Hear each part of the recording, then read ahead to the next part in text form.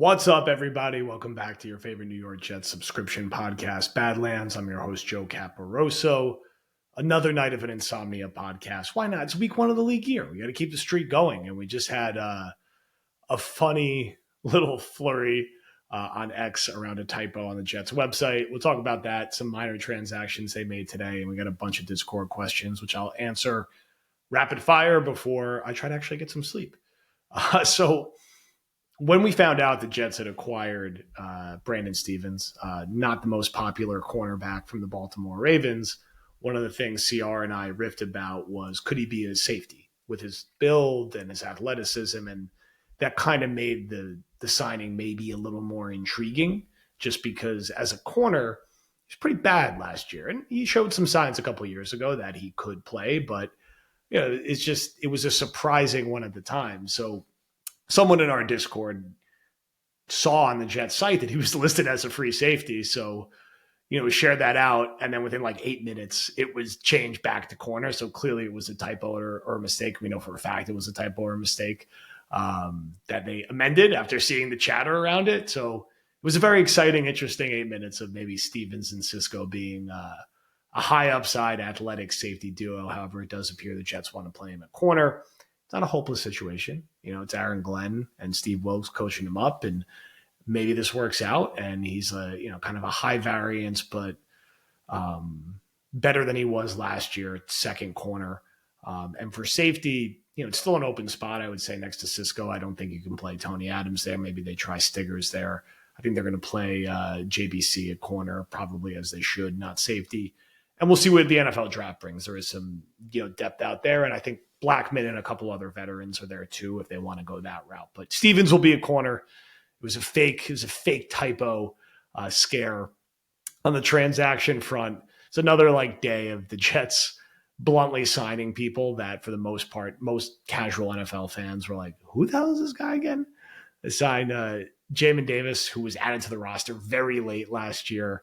A flyer on an athletic linebacker that, why not roll the dice? There's probably more upside than Zaire Barnes or Chaz Surratt. So sure, fine. Veteran minimum, no guarantee he keeps the roster. He makes the roster, but sure, why not? They do add a tight end. This was probably the most interesting-ish one of the day, signing Stone Smart from the Chargers, who big slot, really, more so like a receiver than a tight end, but had a couple okay moments as a pass catcher last year. Again, a guy that is really competing for a situational role in a roster spot. I don't think you're looking at him as a starter, but sure, a no downside guy that, in my mind, really more replaces Kenny Yeboah with more receiving prowess, but less special teams prowess is probably how I think of it. Then they did finally add some fatties, Byron Cowart from the Bears, who was coached by the Jets' current defensive line coach, 6'3", 300 pounds, started a handful of games for the Bears last year, 2.5 sacks, 4 QB hits, was fine from every advance, fine's a stretch. He was generally slightly below average in certain advanced metrics. He's a rotational backup defensive lineman. I wouldn't say he's anything more than that or expect him to be anything more than that. And in a similar vein, they signed Jay Tulefe, who was on the Bengals last year, again, a backup who rotated through. So these are guys who are more of ideally they're not starters is what I would say. I think they're guys who are probably rostered players but aren't starters. And again, maybe part of what the Jets are thinking is a bigger role for Leonard Taylor, but they still have work to do with defensive line and tight end in spite of these additions. Let's see. Q&A. We'll go through. We got a decent amount, so I'm going to rip through these as fast as I can. From David, assuming Sean Jefferson, our wide receiver coach, weighed in on making Corley our fourth wide receiver in last year's draft is a bizarre evaluation, even if you liked him. Do we trust the Jets to get wide receiver picks right this year? How much influence do position coaches have during the draft evaluation process? I mean, them and area scouts get a voice in the room, right?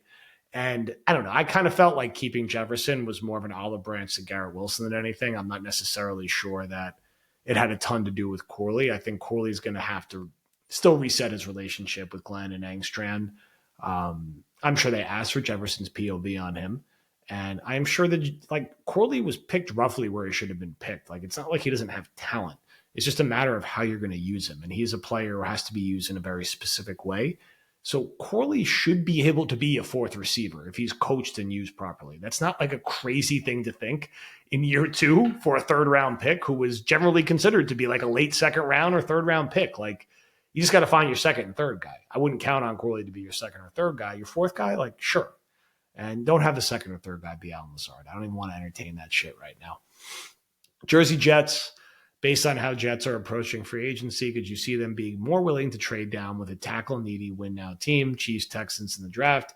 They can recoup a mid-round pick this year to continue building out the roster and dry powder for a trade-up in 26. Trading down is never out of the question, right? Especially for a team in the Jets situation. How do you get more assets?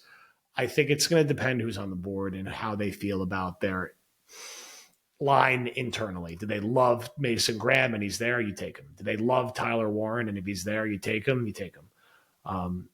Do they look at their offensive line and say, listen, we're actually going to ignore everyone and we're going to play Myers at center. We're going to play Tippmann at guard. We're going to play AVT at right tackle and we're going to make it work. I don't agree with that, but if they really feel like they need a right tackle and a right tackle that they like is there, they're probably going to just take the right tackle because he can pair with Olu and be bookends for a long time. So I never write off the Jets trading down or any team trading down. It wouldn't shock me. It's just going to depend how the board breaks and how they evaluate things internally. But I don't think anyone would really complain about the team trading down in this current situation. From Maximilia, why do you think the front office decided to spread the dead cap of Rodgers and Mosley and not eat it all in 25? We're not going to really know the answer to this question until we see how the next few months play out. I think the optimist in me thinks that they believe internally they're gearing up to pay Garrett Wilson, Sauce Gardner, and one of either Breece Hall or Jermaine Johnson over the next 3 to 15 months, and they're freeing up capital accordingly to do that and maybe to be more aggressive next year, and they just want to kind of even things out. It could be a cash flow thing. I doubt that. I don't really think that's going to impact these decisions. My mind goes to them gearing up, trying to get something serious done long-term with Garrett and Sauce and making them clear cornerstones of the franchise going forward. But let's see. There may also still be trades that hit. There could be things they're thinking for next offseason, although I don't like thinking that far ahead because you never know what the hell's going to happen in the NFL. Next one from Britt Jet. Do you think with the new coaching staff, there's an opportunity to coach up Malachi Corley into a somewhat productive third or fourth or gadget option in the pass game with Fields on board? And then what was the thinking behind letting Eccles go, money or talent or something else? A generally well-liked secondary piece in the back end. I think with Corley, I am sure the coaching staff is looking at his skill set and looking at Fields at quarterback and being like, there's got to be some things we can do here in the screen game, in the horizontal game, in the run game. They're going to try to make a role with him work. There's no reason not to. Like, you don't want to just have to punt on that pick. The guy could run and break tackles. Like, there's a role for him. You just got to be smart with how you use him, and I think they'll give him every chance to get that role. I don't think he's going to play 40 snaps a game, but could he be useful playing 15 to 22 snaps a game and used the right way? Like, sure. Eccles, I'm a fan of Eccles. I've always been a fan of Eccles. I'm not happy they let him go. I would have kept him. I think he's got a nose for the football. I think he punches above his weight. I'm not surprised he got snapped up on the open market.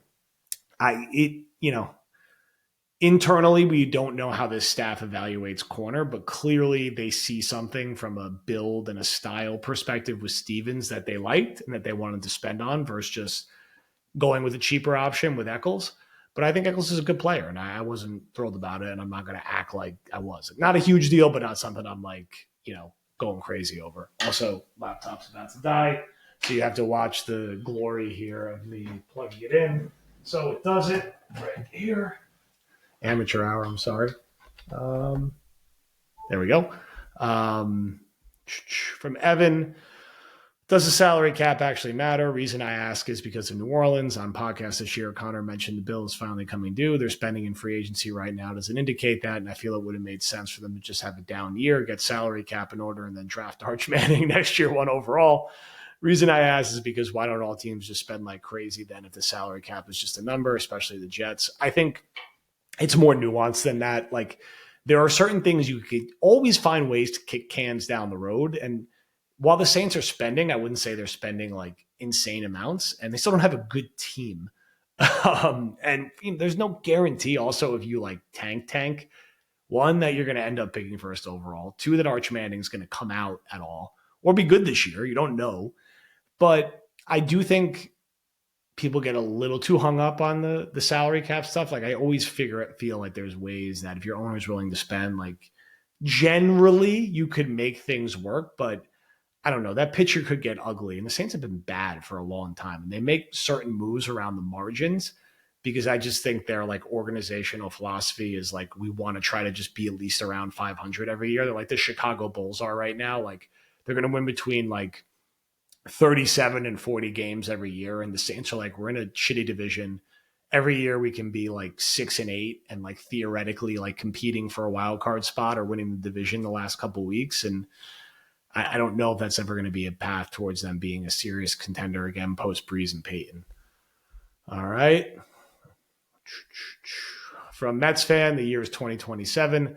After a successful 11-6 2026 season where the 5 seed Jets lost to the Chiefs in the divisional round, Glenn's squad has broken through as a number 1 seed in the AFC in our first home playoff game in 25 years.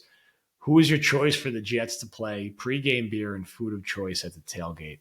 Man, what a great question. What a nice place to mentally bring yourself to. 2027 is far away. First home playoff game. I think it would be particularly fun to play a divisional opponent. The Bills, the Patriots, or the Dolphins in that situation. I think it would be the most fun to play the Patriots as a lower seed and have the Jets be a meaningful favorite and just kick the ever-living shit out of them. In front of a stadium full of your home fans. That would be fun for obvious reasons. My pregame beer, my favorite beer right now, and I never have like a lifetime favorite beer. My favorite beer right now is Allagash. That's usually like if I'm, going for a volume play and like watching games with my buddies, like Allagash has been my go-to. I still drink and like Bud Light a lot. That's also a volume play, from a nice beer perspective. A little sip of sunshine is always good. A little heady topper is good. That stuff's heavy though. Like that's not like game day. I'd probably be drinking Allagash would be my guess. Food choice, man. When I'm nervous and I'm at football games, I eat like an absolute animal. I be eating like everything in sight, but I'm a very like traditional like wings. I like ribs pregame. Eat a ton of chips and pretzels. Nothing that's good for you, but I'll go with wings as my top choice. And man, to be freezing your ass off, getting ready for a home playoff game in the rejuvenated playoff beer sweatshirt we'd have by then, drinking Allagashes with everyone from the Discord and Badlands would be a fever dream. That would be awesome. And I hope to get there at some point in my life. No layovers. Please tell me about Quincy Williams' future here. My guess is he plays this year and then goes somewhere else, is my guess. It's the shortest way to summarize it. I think he'll be on the team. I think he'll start this year. I think he'll be pretty good. And I don't think the Jets are going to pay him going into his being 30 years old. I think they made their choice. They paid Sherwood, and that will be that. Good player, and he's had a good run here. I just don't think they're going to give him another contract here. Next one from Jesus. Continuing the trend of one-year deals, which free agent wide receiver would you prefer the Moog take a flyer on? Amari Cooper, Tyler Lockett, Tim Patrick, DJ Chark, Tyler Boyd, Tyler Johnson, or Terrence Marshall Jr.? Man.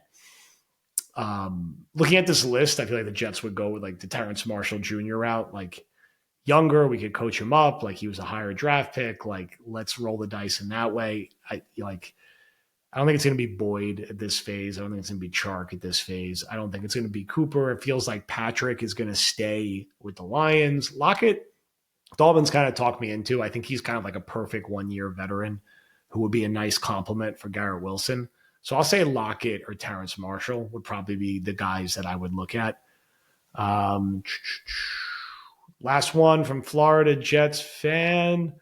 So are the Jets' bets on mid-tier guys like Stevens and signings today hitting at an era of patience or just setting up another meh year? It's too hard to say. I need to see what the roster looks like in like June after the draft, if there's any other veteran moves.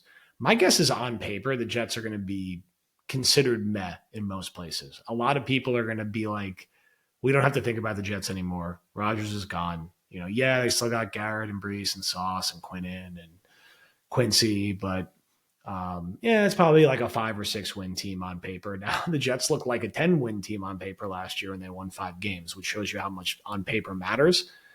I tend to think the year the Jets get over 500 and break their playoff drought will be a year we don't expect it.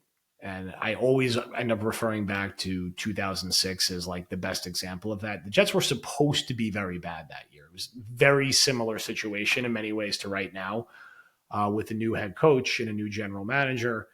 And it was a low expectation team with, at that point, who was considered sort of a veteran. You can't call Pennington a cast off, but most people kind of assumed his like time was just about up with the Jets post 2005. And he was just kind of like playing out the string as a starter. And he was like, for his Pennington himself, was like good that year. They punched above their weight with defense, like Victor Hobson and all these guys were like, all right. And that offseason was actually really similar in free agency with the kind of guys they signed. Like it was a lot of like mid-tier, low-tier free agents. To be fair, some of the differences were that they brought in like some older guys too, like Kimo von Olenhofen and like Tim Dwight to round out the roster. But on paper, like it was like, I always remember the Jets were like picked 32nd in like ESPN's power rankings. They went 10-6 and they lost in the first round, but they were well coached. They had solid guys like Kotry and Coles and Chris Baker, and they made it work at running back with like a 3-headed monster of like Kevin Barlow, Cedric Houston, and Leon Washington. And part of why they were good that year was that they nailed the draft, right? They got Brick and Mangold, and they were immediate starters and good. They got Leon Washington and Brad Smith and Eric Smith, and they were like able to like contribute.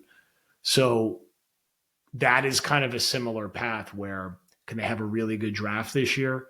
Can some of the guys that we're not expecting to punch above their weight, and you have a softer schedule and you go 9-8 and you're a 7 seed. And just like that, the monkey's off the back for the playoff drought. That won't be the expectation. Most people will pick the Jets probably to win 5 or 6 games, but who knows if that ends up being right. And when I say guys punching above their weight, I'm talking about like Leonard Taylor and Stiggers or Adams at safety if they end up doing that. Stevens being better than we expect. Cisco being a nice find. Whatever they try at right tackle, whether that's draft or free agency, like works out well. Their first round pick is an immediate, like serious impact player, and Fields, does what he does in 2022. He runs for like 1,000 yards and is like competent enough as a passer. And there you go. All right. I ended on a positive note. Thank you everyone for listening, and we'll talk to you soon.